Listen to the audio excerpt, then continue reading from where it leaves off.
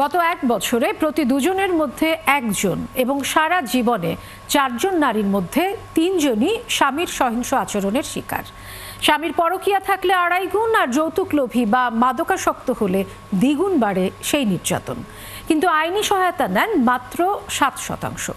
সোমবার এই পূর্ণাঙ্গ প্রতিবেদনে এমন তথ্য দিয়েছে UNFPA। বিস্তারিত জানাচ্ছেন নাদিয়া শারমিন।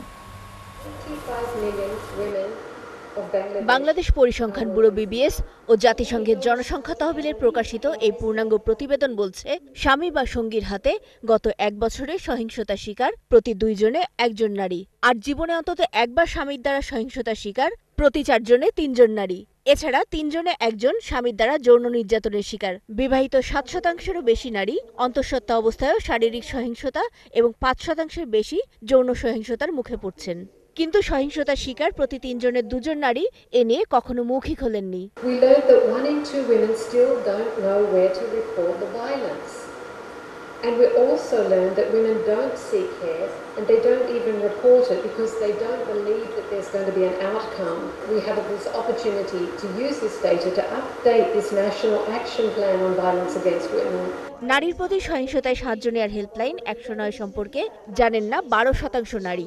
মাত্র 14.5% সহিংসতার শিকার নারী চিকিৎসা সেবা আর 7.4% আইনি পদক্ষেপ নিয়েছেন। ডোমেস্টিক ভায়োলেন্স একটা কগনিটিভ অফেন্স নাই, তাই মেয়েদের কাছে এটা কিন্তু সেভাবে অ্যাকসেপ্টেড হয়নি। সেক্ষেত্রে সে অনেক সময় সাজিয়ে নিয়ে বলে যৌতুকের জন্য, যেহেতু শুধু ডোমেস্টিক ভায়োলেন্স পেনাল কোডে আছে, ওইটাতে সে এমন কোনো হেল্প পাবে না।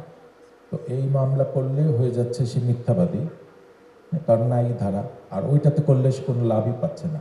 তবে এক দশকে অন্যান্য প্রায় সব সূচকে নির্যাতন বাড়লেও নারীর উপর স্বামী বা সঙ্গীর সহিংসতার হার 17% কমেছে। আমরা 4 পা আগাচ্ছি, 3 পা পিছাচ্ছি, আবার মাঝে মাঝে মনে হয় 3 পা আগাচ্ছি, 4 পা পিছাচ্ছি। 26% নারী ফোর্সড সেক্সের শিকার। দাম্পত্য জীবনেও ধর্ষণ ঘটছে। আমাদের নারী সংস্কার কমিশন থেকে আমরা একটা প্রস্তাব করেছিলাম যে এই বৈবাহিক সম্পর্কে যে ধর্ষণ, সেটাকেও আইনের অধীনে আনা হোক। আপনারা সবাই জানেন এটা নিয়ে এটা হুলস্থুল হয়ে গেল। এর মধ্যে পপুলেশনকে যদি আপনি রিলেট করেন তাহলে আরো এটা মিনিংলেস। তার সাথে যদি আবার 64% সাইলেন্স, যারা কিনা বলেই না, ওটাকে যদি অ্যাড করেন তাহলে এই ফাইন্ডিংস কোথায় যেয়ে দাঁড়ায়। প্রতিবেদনে এবার নতুনভাবে যুক্ত হয়েছে শতকরা 8.3% নারীর প্রযুক্তির মাধ্যমে জেন্ডার ভিত্তিক সহিংসতার শিকার হওয়ার তথ্যও। নাদিয়া শারমিন, 71, ঢাকা।